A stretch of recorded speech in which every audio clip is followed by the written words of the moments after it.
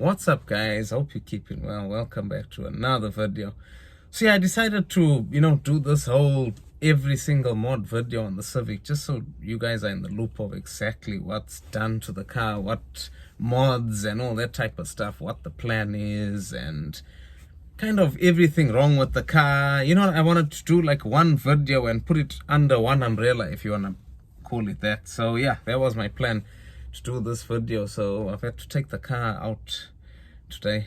My driveway is rather full. There's some building stuff going on, so yeah, I couldn't film anything there. It's just full of skips and stuff. So yeah, anyway, thought I'll bring it out in, with the weather being nice, and complete this video for you guys. So yeah, for starters, guys, we have a Honda Civic VTI EK4, or rather should I say Honda Civic EK4 VTI. UK spec in black. Now, from what I'm aware of, these cars are quite rare in black in the UK. I don't think there's as many made in that color. I know there's a lot made in like green and different colors. You got the Civic Jordan, which is like a special edition in yellow. But yeah, black is quite a rare color, so I'm glad I got my hands on a black one. Now these cars come in so many different chassis numbers. If you're not aware, they come in, I think, is it an EJ9, which is 1.4, you get an EK3, which is a 1.5, then you get the EK4, that's the 1.6, then you get the EK9, which is a 1.6, that's the Type R. Guys, it goes on and on and on, different transmissions, all sorts of different stuff. So it's hard to understand them. If you're a Honda fanboy, or your Hondas, you'll know what I mean. But yeah, anyway, this comes originally with a 1.6, it's actually called a B16A engine, which is a 1.6 V double overhead cam VTEC. And I think they could for something like 160 horsepower from the factory. High revving. For their time, these things were brilliant. You know what I mean? I used to have an EK8.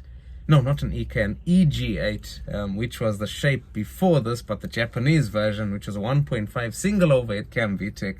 And that, guys, that was my second car. That thing, I had so much fun in it. It just drew me to Hondas ever since back then. You know what I mean? I'll probably put a couple of pictures on the screen. I actually had two. This was back in Zimbabwe, when I used to live in Zimbabwe. So yeah, that's the basics of this one, guys. I'm rambling on and going off topic here, but yeah, that's the reason why I've always just bought Civic after Civic, and Hondas in general. I've had like 8 or 9 or something of them.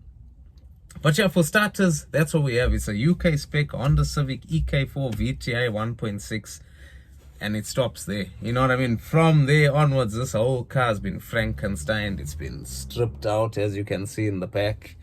There's a lot that's gone on with this car. So yeah, I thought it's better to do this whole modless video and show everything, because otherwise you guys wouldn't really understand. You just think it's a turbo Civic basically. Alright, so we'll go through all the mods. I was gonna walk outside and do each mod and try and read each one out and show you each one, guys. It'll take too long. So I'll just do some video overs and go through the whole list with you guys. So yeah, for the engine, guys, we'll start off. It is a B18C4 bottom end with a B16A head. Now, if you're not sure what all those numbers and gibberish mean, the B18C4 comes out of a Civic, I think it was the VTIS. I'll put a picture of the of the actual Civic that these engines came out of, and the reason is there's no replacement for displacement. So the B18 is actually a 1.8 liter rather than the standard or the normal 1.6 that comes in these cars. So but the head, now they've kept the original head from the original engine that comes on these cars, which is the B16. And the reason for that is the B16A head is actually better flowing. For the other thing as well on the head, guys, the B16A head, it's been polished, ported. It's got SuperTech valve springs and retainers. And as far as how they Frankenstein that, they've kept the cams from the B18 to the B16. And I'm not sure exactly what that is for. But yeah, it's got B18C4 bottom end. And not only is it just the normal B18C4 block, guys, it's actually been strengthened, it's been CSS'd, it's been forged, CP pistons, max speeding rods, ARP rod bolts, ARP head studs, CP 10.1 pistons is what I'm reading on my laptop here.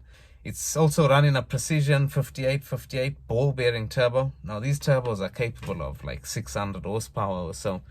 And once the B18C is CSS'd, which is strengthened in America, that's where they do it. You know, you have to send the block off to them at CSS, and they basically strengthen around is it the water jackets or something?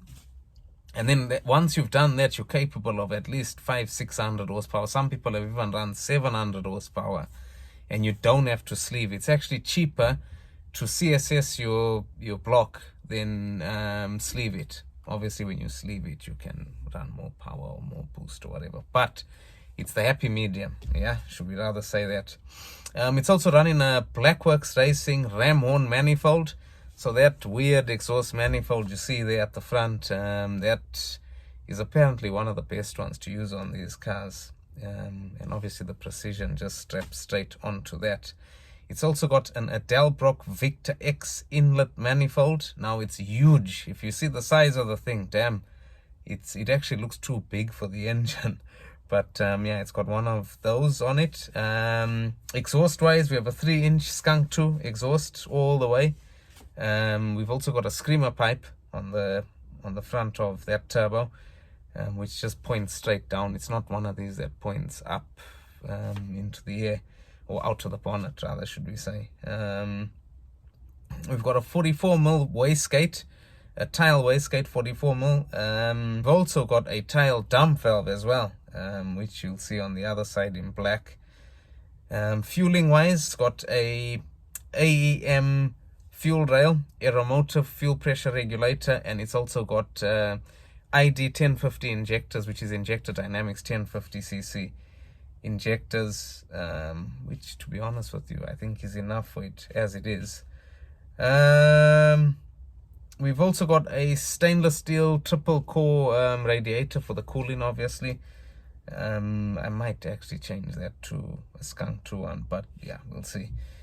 It's also got 8mm performance HT leads, genuine Honda cap and rotor arm, which I do want to change in the future to the coil on plug, because that is a bit more reliable and better spark basically. So yeah, that's as much as I know on the engine. It might be something else that I've missed off the list, but as far as the list, that's what we have. With the chassis itself, I'll start off with bloody hell, the list is crazy. So we got Hasport mounts, so engine mounts, we Hasport engine mounts, poly bush torque mounts, adjustable camber and toe arms all round, rear arms with poly bushes, poly bushed gear linkage. Now I'm sure that's just to sharpen up the gear linkage. K-tuned quick shift, which is this thing at the bottom there. We've got a big spar ASR bar at the back, which you guys have seen in the past. I'll probably put a little thing on the screen. We've also got Fox coilovers, which are rubbish, yeah. Now this car squeaks and bangs and makes all funny noises when you're cruising around. They're rubbish, you know, unless they're just old and knackered, but that's something we have to change as well. So the Fox coilovers are not great at all. Braking wise, guys, we have, now people have said to me in the comments, you need to make a plan with your brakes. Your braking might not be sufficient, which I agree with, but it's not running standard brakes. So this has had a 282mm front brake conversion. I'm not sure where they take that off exactly, which Honda or whatever, but yeah, they've had their conversion done on the car. Slotted and grooved discs all round, and it's got yellow stuff pads on it as well, all round. Then onto the body stuff, it's got an EK9 spoiler, Mugen front lip, EK9 rear lip, EK9 rear plate surround, custom side skirts. I love the side skirts. Whoever's done that, good job, mate. I like that squared off look. And obviously they've all been color coded and stuff, and the car's got tinted windows. Obviously the rears, they're not dark like the Golf, but they have been tinted. yeah, onto the interior, we got these Bride. Now, I don't think these are genuine Brides, but we've got these Bride low maxes. And yeah, they're all right. They're good for the small person, to be fair. Look how I'm sitting. It makes my jacket look like I'm all clumped up in here or whatever. But they do hold you, you know what I mean? So I suppose they're doing the job. We've got, it's all obviously been fully stripped out and weighs, I think it's 1,050 or 1,070 kilos. So it's quite light. We've got a fake Momo steering wheel, which you can see there. Well, it's got a Spoon Sports horn as well, which I think is fake. We've got a Go Faster Bits boost controller, which you can see over there. We've got a relocation of the radio to the bottom. We've got an armrest in here. Now, I don't know if they come with this, but yeah, there's an armrest, which is nice in this car, because with all the power steering delete and all that type of stuff, it's quite uncomfortable to drive. You know what I mean? You're going to need that anyway. And we've got a battery relocation, so nothing much really on the interior. You can see the battery relocation, you know, in the back there. And that's as far as I know, guys. Mods wise, that's as far as we know. Yeah, what can I say? There's nothing. Obviously, it's got a power steering delete, aircon delete, which is not on the mod list. What else is there? Yeah, I think that's about it. You know what I mean? And overall, as a car, not bad. There's imperfections and flaws, which I'll go through with you guys now. And I know this video is going to be quite boring, but for the people that want to know a lot about this car, that's all the info I'm going to give you on it, as far as what I know. Because I've not really tinkered with anything. I've only changed the fuel rail. But yeah, I thought I'll do that so you guys know. So yeah, guys, not a bad overall car. You know, for you guys that are into Civics, you'll know these cars, to get a clean one of these nowadays is very, very rare. And as you can see in the engine bay, it's all been tucked, and you know, a lot of deletes. Obviously, I said power steering, that's all been taken off. I think it's been repainted in the engine bay because everything looks nice and fresh as well. Now there is stuff that needs doing on the car. We'll start with the engine bay. So yeah, there's certain things that are a bit iffy, like this intake air temperature sensor that blew out. I had to put that back. We need to find a solution of having something welded on or brazed on, whatever, that holds that on properly. The other thing is I don't like the way the pipes are rubbing. You know, I probably prefer to have that all redone. Fuel pipes and stuff, I'm not a big fan of stuff like this. I probably prefer a better AN line on there, right, you know, all the way back to the fuel pump. The other issue, if you look, guys, I'm not sure how the camera will pick it up. Can you see this little bit of oil around this area here? It keeps collecting there. So if you guys are more familiar with these cars, please drop a comment below on what you suspect that could be, because I think it's the gasket on the actual rocker cover, but I'm not sure. So yeah, let me know on that if you guys know anything. And I think that's pretty much, you know, the little niggles in the engine bay. There's nothing too much other than those. Yeah, obviously there's other stuff externally, like the lights keep, you know, steaming up. I'm not sure if that's a common thing or what the hell that's all about, but they keep steaming up. Obviously, I don't expect this to be a perfect car because, you know, it is old and you have to expect this type of stuff. But yeah, that's those issues. We've got corrosion as well. Now, if you look, this side is not too bad. We have that over there. We have more dirtier rust at the bottom, or misery, how should we call it. And the same is this side. This side's actually worse. If you look at this side, you can actually see how bad it is on there, and again at the bottom, you know what I mean? So that's another issue that we need to solve. The exhaust touching, another issue I don't like. I don't know why this exhaust was mounted where it doesn't even clear the bumper, you know what I mean?